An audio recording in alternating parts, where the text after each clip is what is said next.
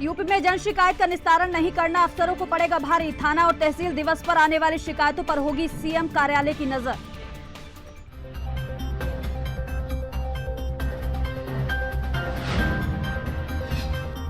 Corona समेत कई अहम मुद्दों को लेकर सीएम योगी करेंगे टीम 9 के साथ बैठक। वैक्सीनेशन और कोरोना की तीसरी लहर से निपटने की तैयारियों पर होगी चर्चा।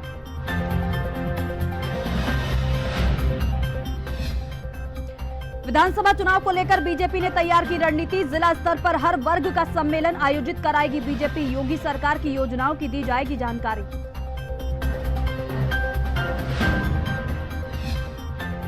यूपी चुनाव से पहले ब्राह्मणों को लुभाने की बसपा की कोशिश जारी। आज कौशाम्बी में बसपा का प्रबुद्ध वर्ग सम्मेलन। सतीश चंद्र मिश्र लोगों को करेंगे संबोधित।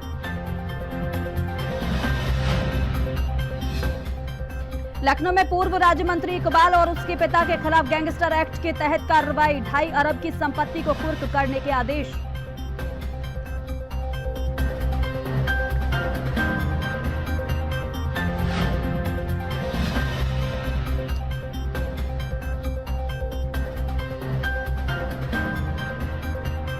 लखनऊ में पूर्व राज्य मंत्री इकबाल और उसके पिता के खिलाफ गैंगस्टर एक्ट के तहत कार्रवाई। 2.5 अरब की संपत्ति को कुर्क करने के आदेश।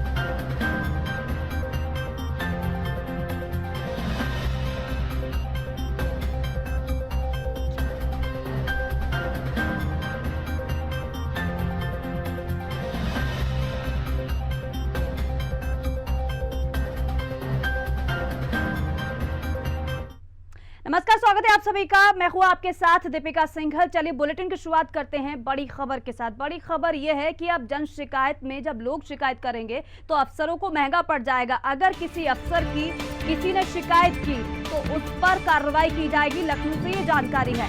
जन शिकायतों के निस्तारण पर रहेगी सीएम कार्यालय की नजर। ये बड़ी जानकारी आप तक पहुंचा रहे हैं। तहसील और थाना दिवस पर आने वाली शिकायतों पर अब सरकार की नजर रहेगी। तो साफ तौर पर जन शिकायतों में लापरवाही करना अफसरों को भारी पड़ेगा। शिकायत के निस्तारण और प्रगति रिपोर्ट पर सीएम कार्यालय की नजर रहेगी और जानकारी भी सीएम कार्यालय को अधिकारियों को देनी पड़ेगी। अगर शिकायत हो गई तो जन शिकायत के निस्तारण में लापरवाही भारी पड़ेगी अफसरों को। शिकायत के निस्तारण में कोई लापरवाही ना हो, ये सीएम योगी आदित्यनाथ ने साफ तौर पर अधिकारियों से कहा है।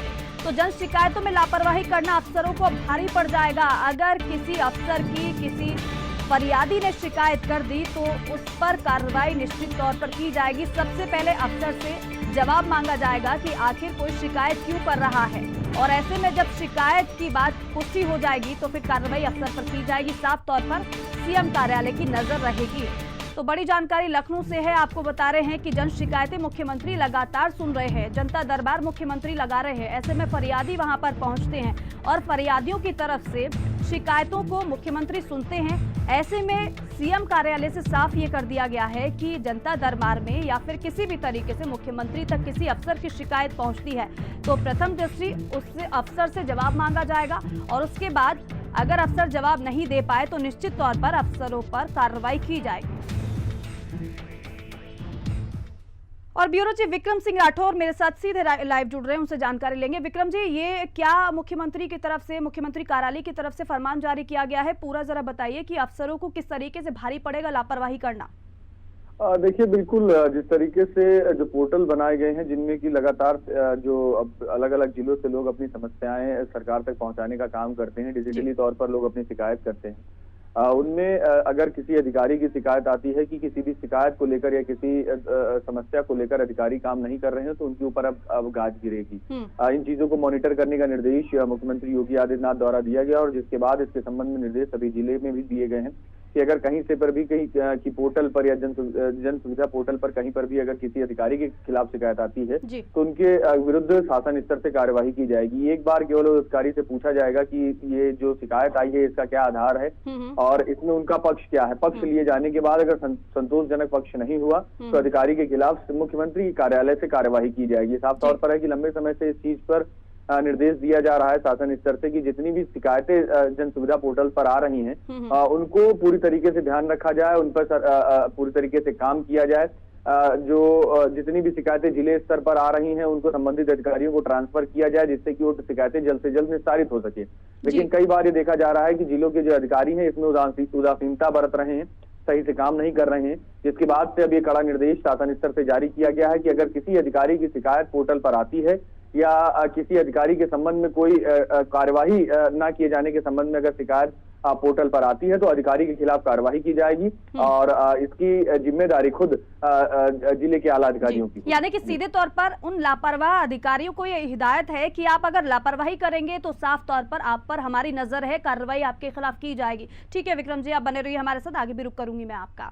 अगली खबर का रुख करते हैं। सीएम योगी आदित्यनाथ टीम 9 के साथ बैठक करने वाले हैं आज, और कोविड को लेकर चर्चा टीम 9 के साथ मुख्यमंत्री लगातार करते हैं और एक बार फिर से ये टीम 9 के साथ बैठक होने वाली है। तो लखनऊ में टीम 9 के साथ बैठक करेंगे सीएम योगी आदित्यनाथ और तमाम बातों को लेकर चर्चा की जाएगी।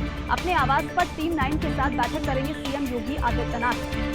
तो सीएम योगी एक बार फिर से बैठक करने वाले हैं, चर्चा करने वाले हैं टीम 9 के साथ, और वैक्सीनेशन और संभावित तीसरी लहर को लेकर भी चर्चा संभव है। कोरोना की तीसरी लहर को लेकर क्या इंतजाम है और क्या तैयारी की जा रही है तीसरी लहर से निपटने के लिए, इन सभी बातों को लेकर चर्चा की जाएगी। और टीम 9 के साथ ये बैठक इसीलिए होती है क्योंकि कोरोना को लेकर क्या इंतजाम किए जा रहे हैं, कैसी तैयारियां सरकार की है। हालांकि मुख्यमंत्री लगातार जिलों का दौरा भी करते हैं, मेडिकल कॉलेज का उन्होंने निरीक्षण भी किया और वहां पर जाना की व्यवस्थाएं कैसी हैं, तीसरी लहर को लेकर क्या व्यवस्थाएं पूरी तरीके से ठीक है जैसे वो चाहते हैं। हालांकि लगातार दौरे के बाद वो फीडबैक लेने के बाद फिर समीक्षा भी करते हैं अधिकारियों के साथ कि क्या काम हो चुका है और कितना काम बाकी है, तीसरी लहर से निपटने के लिए हम कितने तैयार हैं, इन सभी बातों को लेकर मंथन भी करते हैं टीम 9 के साथ। हालांकि टीम 9 में जब ये बैठक होती है टीम 9 के साथ तो तमाम सुझाव भी मुख्यमंत्री को दिए जाते हैं। ऐसे में उसी के आधार पर फैसले तमाम मुख्यमंत्री लेते हैं, या फिर वो हो अगर ढील देना हो या राहत लोगों को देना हो या फिर कोविड कर्फ्यू बढ़ाया जाना हो या फिर वैक्सीनेशन को कैसे रफ्तार दी जाए और तीसरी लहर को से निपटने के लिए क्या इंतजाम किए जाए, इन सभी बातों को लेकर टीम 9 के साथ चर्चा मुख्यमंत्री करते हैं। तो वैक्सीनेशन और संभावित तीसरी लहर को लेकर चर्चा की जाएगी टीम 9 के साथ जो बैठक होने वाली है उसमें। ब्यूरो चीफ विक्रम सिंह राठौर से आगे की जानकारी लेते हैं। विक्रम जी, कोरोना को लेकर तो जानकारी होती ही है और लगातार चर्चा भी होती है टीम 9 के साथ, और वैक्सीनेशन को लेकर बताया जा रहा है चर्चा होगी, तीसरी लहर को लेकर चर्चा होगी, इसके अलावा क्या जानकारी है आपके पास? बैठक में जिस तरीके से जो उत्तर प्रदेश में भी विकास कार्य हो रहे हैं उनको भी लेकर अब समीक्षा मुख्यमंत्री योगी आदित्यनाथ करते हैं, जहां पर कोविड कंट्रोल किए जाने के संबंध में पूरी समीक्षा होती है, जिलों की स्थिति क्या है उनको लेकर पूरी समीक्षा मुख्यमंत्री योगी आदित्यनाथ करते हैं। उसी के साथ साथ तीसरी लहर को के संभावित खतरे को लेकर जो इंफ्रास्ट्रक्चर को मजबूत करने के निर्देश दिए गए उनमें कितना काम अभी हुआ है उनको लेकर भी मुख्यमंत्री पूरी समीक्षा करते हैं। पेडियाट्रिक आईसीयूज जितने हैं उनको पूरी तरीके से बनाए जाने के संबंध में भी मुख्यमंत्री आज पूरी समीक्षा करेंगे। जिले स्तर पर जो निर्देश दिए गए हैं कि जो पेडियाट्रिक आईसीयूज बनाए जाने हैं उन पर किस तरीके से काम हो रहा है उसकी पूरी समीक्षा मुख्यमंत्री करेंगे। और जो उत्तर प्रदेश में 9 मेडिकल कॉलेज बनाए जाने हैं जिनको लोकार्पण अभी जल्दी किया जाएगा उनके संबंध में मुख्यमंत्री योगी आदित्यनाथ आज समीक्षा करेंगे। और माना जा रहा है कि वहां पर एक नोडल अधिकारी नियुक्त किए जाने के संबंध में भी आज निर्देश जारी किया जा सकता है कि नोडल अधिकारी नियुक्त किए जाए जिससे कि डेली बेसिस पर समीक्षा की जा सके कि जो मेडिकल कॉलेज बनाए जा रहे हैं उनमें कितनी तेजी से काम हो रहा है और क्या क्या काम वहां पर अभी चल रहे हैं, उन सभी चीजों को लेकर भी एक नोडल अधिकारी नियुक्त किया जाएगा। और साफ तौर पर है ये मेडिकल कॉलेज उत्तर प्रदेश में मेडिकल इंफ्रास्ट्रक्चर को मजबूत करेंगे और जिस तरीके से अभी कोरोना काल में मेडिकल कॉलेजेस जितने हैं उत्तर प्रदेश के वो बड़े स्तर पर कामगार साबित हुए थे और उन्हीं को देखते हुए अब 9 मेडिकल कॉलेज का लोकार्पण अभी जल्द उत्तर प्रदेश में होना है, तो उसको तेजी से काम उसके किए जाने के संबंध में भी मुख्यमंत्री आज समीक्षा करेंगे। वहीं पर जो उत्तर प्रदेश में जो विकास कार्य चल रहे हैं खासतौर पर पूर्वांचल एक्सप्रेसवे को लेकर आज मुख्यमंत्री पूरी रिपोर्ट लेंगे। कल की बैठक में भी पूर्वांचल एक्सप्रेसवे की विकास कार्य की समीक्षा मुख्यमंत्री योगी आदित्यनाथ द्वारा की गई थी। आगे अभी किस तरीके से और उसमें काम हो रहे हैं, कितने फेजेस में काम पूरा हो चुका है, कितने पैकेजेस पूरे हो चुके हैं, उन सभी चीजों की समीक्षा आज मुख्यमंत्री योगी आदित्यनाथ टीम 9 की बैठक में करेंगे। तो न केवल कोरोना को लेकर, वैक्सीनेशन को लेकर बल्कि विकास कार्य को लेकर भी यहाँ पर चर्चा की जानी है। ठीक है विक्रम जी, आप बने रहिए हमारे साथ, मैं लौटूंगी आपके पास। अगली खबर का रुख करते हैं। यूपी में एम्बुलेंस कर्मियों की जो हड़ताल है वो दूसरे दिन भी लगातार जारी है। 102 और 108 एम्बुलेंस कर्मचारी आज भी हड़ताल पर हैं। यूपी में 4000 से ज्यादा एम्बुलेंस का संचालन पूरी तरीके से ठप हो गया है। एम्बुलेंस सेवा ठप होने से मरीजों को बेहद परेशानी हो रही है। समायोजन और अन्य मांगों को लेकर हड़ताल पर रहे कर्मी आज फिर से मिशन निदेशक और कर्मचारियों की वार्ता होने वाली है। तो दूसरा दिन है हड़ताल का और आज भी ये हड़ताल जस की तस बनी हुई है। मांगे तमाम बताई जा रही हैं इन कर्मचारियों की और इन्हीं मांगों को लेकर ये प्रदर्शन करते हुए, हड़ताल करते हुए नजर आ रहे हैं। यूपी में एम्बुलेंस कर्मियों की हड़ताल दूसरे दिन भी जारी है। कल भी हड़ताल, आज भी हड़ताल। 102 और 108 एम्बुलेंस कर्मचारी आज भी हड़ताल पर है और ऐसे में मरीजों को बहुत ज्यादा दिक्कत परेशानी हो रही है। यूपी में 4000 से ज्यादा एम्बुलेंस का संचालन ठप है। अब आप अंदाजा लगा लीजिए कि 4000 से ज्यादा एम्बुलेंस का संचालन जब ठप है तो मरीजों को कितनी परेशानी हो रही होगी, मरीजों के तीमारदारों को कितनी दिक्कतें हो रही होंगी। आज फिर मिशन निदेशक और कर्मचारियों की वार्ता होने वाली है। तो एम्बुलेंस कर्मियों की मांग है 102 और 108 के कर्मचारियों को एनएचएम को दिया जाए और समान कार्य समान वेतन को लागू किया जाए। ठेका प्रथा बंद की जाए, एम्बुलेंस कर्मियों की नौकरी सुरक्षित हो, ये तमाम मांगे हैं इनकी। बार बार कंपनी बदलकर नए सिरे से भर्ती न किए जाए और इसके अलावा ये तमाम मांगे हैं जो इस वक्त हम आपको बता रहे हैं इन कर्मचारियों की। और ब्यूरो चीफ विक्रम सिंह राठौर मेरे साथ लगातार बने हुए हैं, उनसे आगे की जानकारी लेते हैं। विक्रम जी, कल भी हड़ताल और आज भी हड़ताल, कहाँ बात फंसी हुई है, बात कैसे बनेगी? देखिए, साफ तौर पर है कि एम्बुलेंस के जो चालक एम्बुलेंस कर्मी जो हैं उनका साफ तौर पर ये कहना है कि जिस तरीके से एडहॉक पर उनकी नियुक्तियां की जाती हैं, जिस तरीके से जो कंपनियां हैं आती हैं, हर साल कंपनियां बदलती हैं और उनकी नौकरी चली जाती है, उन सभी चीजों को लेकर वो पूरी तरीके से आंदोलित हैं। उनका साफ तौर पर कहना है कि वो हड़ताल पर रहेंगे जब तक उनकी बातें नहीं मानी जाएंगी।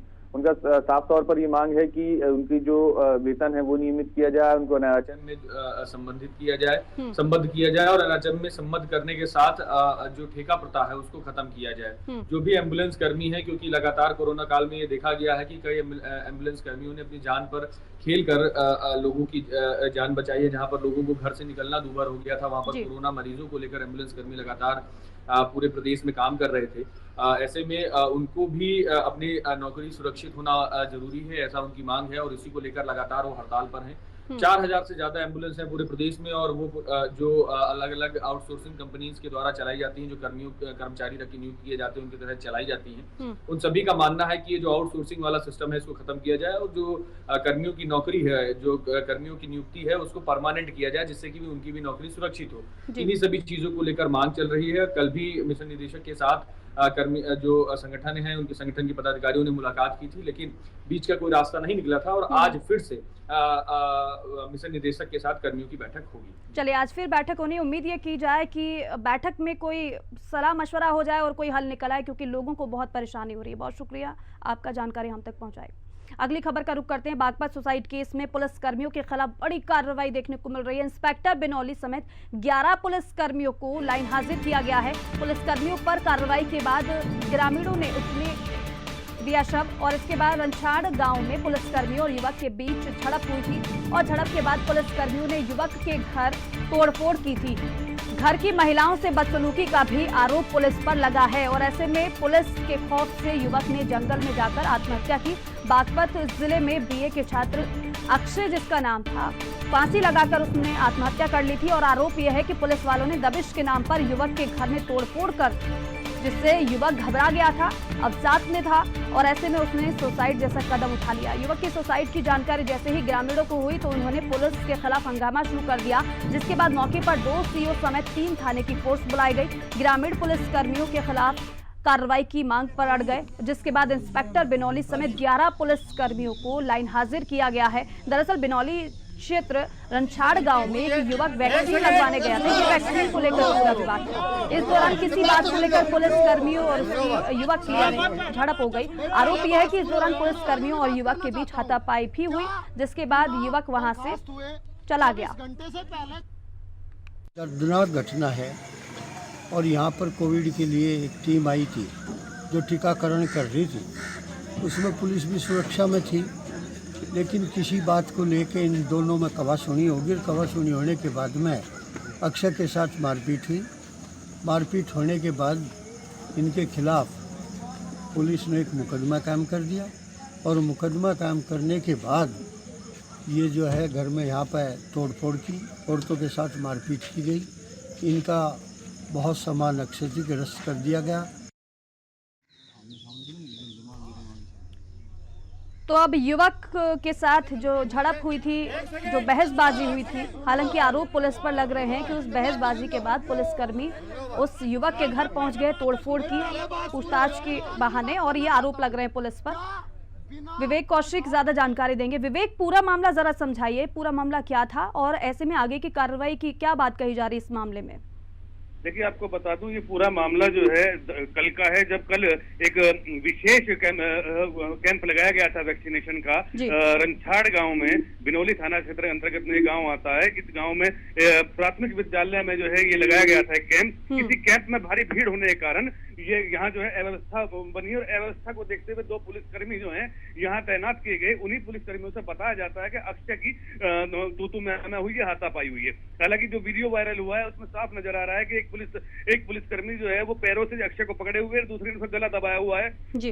इस सारे घटनाक्रम के बाद और रिपोर्ट दर्ज होने के बाद जब पुलिस जो है शाम को दबिश देने जाती है, तो दबिश देने के बाद न सिर्फ घर में तोड़फोड़ करती है, अक्षय के परिजनों का आरोप यह है कि वो तोड़फोड़ करने के अलावा महिलाओं को और बुजुर्गों को भी थाने में ले आती है। साथ साथ कृषि यंत्र जैसे ट्रैक्टर और इस तरह के सामान को भी थाने में खींच लाती है। इस घटना के तुरंत बाद क्षुब्ध होकर या कहें दहशत में आकर अक्षय जो है खेत में जाके फांसी लगा लेता है। और ग्रामीणों को जब पता लगता है कि यह घटना हो गई है, तो पूरा गांव जो है वह घटनास्थल पहुंचता है। पुलिस का बड़ा विरोध होता है और इसकी परिणति घंटों तक उसका शव जो है वो खेत में और घर पर रखा रहता है। उसके बाद आला अधिकारियों के मौके पर आने के बाद रात में सुबह में लगभग 6:30 बजे ग्रामीणों में जो है सहमति बनती है और प्रशासन में 11 पुलिसकर्मियों को सस्पेंड किया जाता है, लाइन हाजिर किया जाता है, और उसके बाद जो है शव को पोस्टमार्टम के लिए भेजा जाता है। ठीक है विवेक, शुक्रिया आपका जानकारी के लिए। और सहारनपुर में 13 साल की मासूम बच्ची के साथ लव जिहाद और जबरन धर्मांतरण करने की कोशिश करने वाला मामला सामने आया है। अभी बच्ची का बयान नहीं हुआ है, मगर खबर यह है कि उससे रेप भी किया गया है। हालांकि सहारनपुर से अगवा लड़की को पुलिस ने खबर मिलते ही तुरंत अलीगढ़ से छुड़ा लिया है।